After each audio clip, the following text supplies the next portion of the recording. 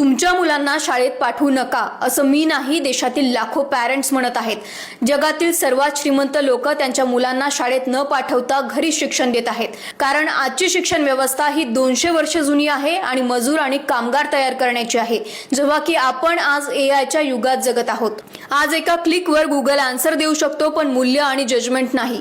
AI असे लिहू शकतो, पण तुम्हाला विचार करण्याची क्षमता शिकवू शकत नाही। बऱ्याच अभ्यासकांच्या म्हणण्यानुसार शाळा म्हणजे एक फॅक्टरी आहे, जिथे विद्यार्थ्यांना समाजाच्या गरजेनुसार शेप केलं जातं। या व्यवस्थेमध्ये विद्यार्थ्यांना विचार करायला शिकवलं जात नाही, तर व्यवस्थेमध्ये बसायला शिकवलं जातं। या मॉडेलमध्ये क्रिएटिव्हिटी, इंडिव्हिज्युअलिटी आणि इंडिपेंडंट थिंकिंगला महत्त्व दिलं जात नाही।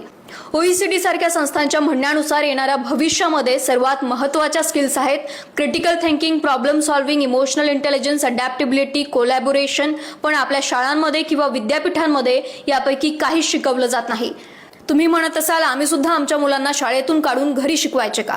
हा पर्याय शाळेपेक्षा उत्तम असता जर तुम्ही शाळेचे डिसिप्लिन, प्लेग्राऊंड, लॅब्स आणि तुमच्या मुलांसोबत शिकणारे अधिक 200 मुलं तुमच्या घरी आणू शकला असतात, पण ते पॉसिबल नाही। आजच्या परिस्थितीत शाळाच पर्याय आहे, पण ते सुधारण्याची खूप गरज आहे आणि ती जबाबदारी आहे राजकारण्यांची आणि त्यांच्याकडून काम करून घेण्याची पालकांची सुद्धा।